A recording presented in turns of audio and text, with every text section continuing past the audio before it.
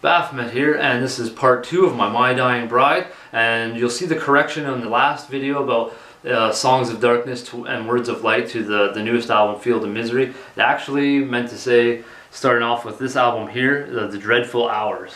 Now this album reminds me of the past of My Dying Bride. It's slower, longer songs, very dark songs for sure, and definitely you can hear it in the titles of the names like Black Heart Romance, A Cruel Taste of Winter, and then two of my personal favorites, My Hope the Destroyer and The Deepest of All Hearts. These two tracks have a lot of diversity and complexity in them. They have great rhythm, some very well written poetic type of lyrics from Aaron Stainthorpe, and some nice interlude stuff, a lot of grandeur in both of these songs for sure. It definitely adds to the fullness of this album though. Those are two tracks that I definitely recommend you go take a listen to for sure. Now, the next album is Songs of Darkness and Words of Light. It opens up really strong with The Wreckage of My Flesh. I find the intro to be kind of tempo or driven drum with the drums, and they set the tempo of the song really well. It's a very commanding song for sure, and you're going to hear some organ in it, which I'm not too familiar if My Dying Bride used a lot of organ in the past, but this is the first one that that I really noticed for sure on that track. The next song is actually the last song on the album, A Doomed Lover. I find this song to be a perfect outro track for an album. It's very dark, very chilling, especially the last 3 minutes, very horror movie-esque. It's just overall, it's a very classic way to go out for My Dying Bride as an outro track, so that's a really cool one to go ahead and listen to as well. The next album is my personal favorite and probably just a must listen to from top to bottom, A Line of Deathless Kings. I love the way this album opens up with To Remain Tombless. It's a very commanding song, slides brilliantly into some great guitar work, great drums. The vocal melody is awesome. I love the chorus. It's really well written. It's a great complex song overall for sure. And that's definitely, it could have been a must listen to for sure.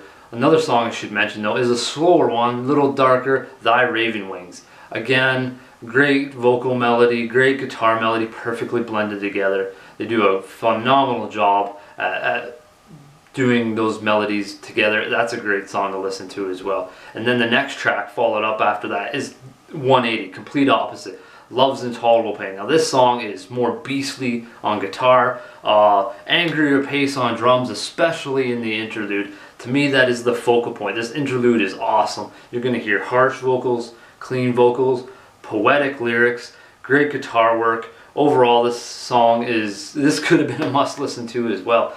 Just overall, Love's Intolerable Pain is a solid track to go ahead and listen to.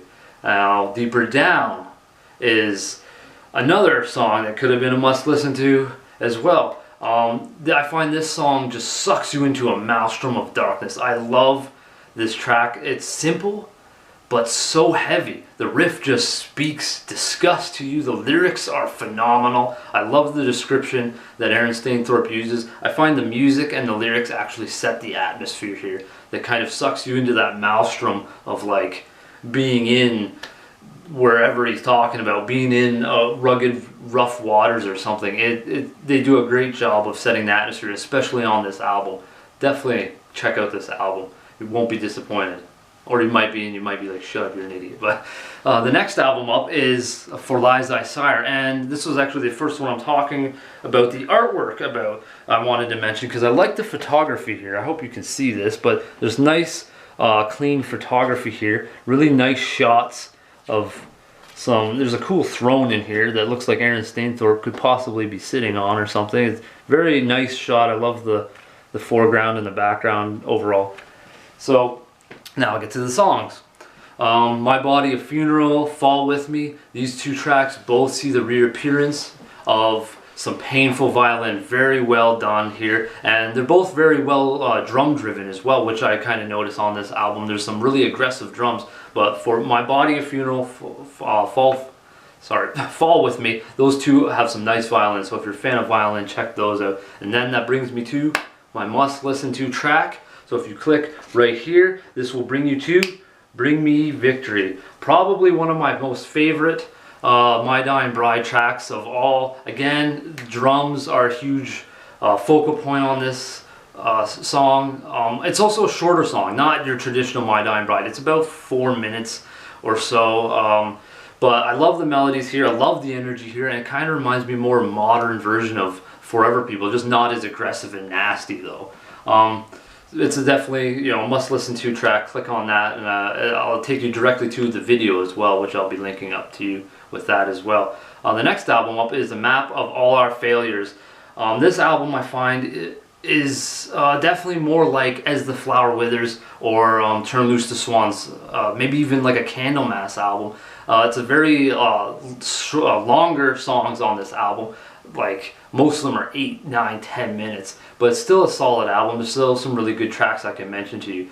Kneel to Doomsday, that one's a classic doom metal track for sure. And then one of my favorites off the album for sure is Hail Odysseus. This is just a monstrous track. I love the atmosphere again, some wild drums. This song kind of reminds me of Deeper Down, where the atmosphere is set so well that you actually feel like you're being swallowed up by what's going on in the song, whether it's just the description of it or the music in general. Really solid track. I love the Greek mythology point. I'm a big Greek mythology fan, so I like them writing a song about Odysseus. Pretty cool. The next album up is actually the brand new album, Feel the Misery. Now I actually do like the artwork on this one too. It's a nice stained glass piece that I really do enjoy as well.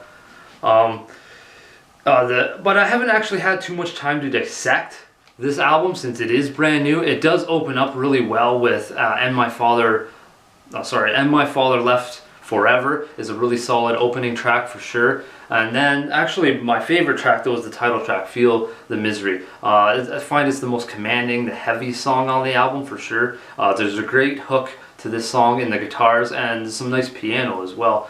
That's definitely something that I recommend to check out. And then there's also some nice painful tracks too, like Thorn of Wisdom and I Almost Loved You. These two songs I find are very painful. They're a little slower, and these have some great beautiful piano work in it for sure. Very sad. Again, My Dying Bride to a T. It's a pretty solid album overall, but also since I haven't had a lot of chance to listen to it, maybe you can comment on it and tell me what you think of it. And maybe we can kind of banter back and forth about how this album turned out, because I've only had a chance to listen to it maybe a dozen times. So I did miss some things. I only covered the 12 My Dying Bride albums. There are many side projects, EPs like Evinta and the Manuscript that I missed. So if you're interested in those, go to Metal Encyclopedia and you get lots of information there. And then for more doom metal, please subscribe to my channel. I'll have some more doom metal bands coming up in the coming weeks for sure. So until next time, heavy listening.